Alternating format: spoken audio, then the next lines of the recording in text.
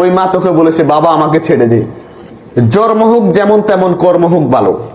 জানি না ভিডিওটি তোর মা বাবা দেখছে কিনা, যদি দেখে থাকে হয়তো বলছে এমন কুলঙ্গার সন্তানের জন্ম দিয়ে তোর মা বাবা কত বড় পাপ করেছে। হয়তো তোর মা বলছে এমন সন্তান থাকার চাইতে না থাকাটাই ভালো ছিল। প্রকাশ্য দিবালোকে তুই একজন মাকে অপমান করিসনি, তুই এই দেশের 18 কোটি মানুষের মাকে অপমান করেছিস।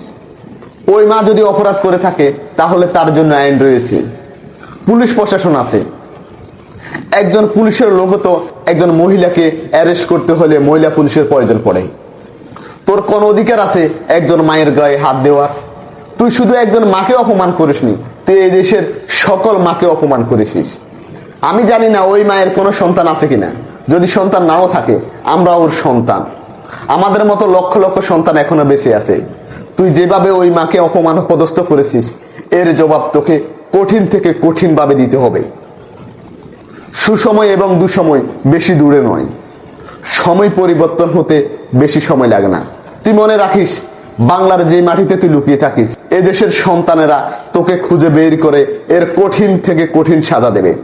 একজন মায়ের অপমানে পৃথিবীর কোনো সন্তানই সহ্য করতে পারে না।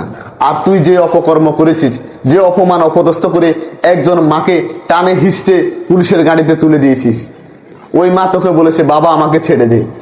তোর মতো কুলঙ্গার সন্তানের মনে এতটুকু মায়া সৃষ্টি হলো না?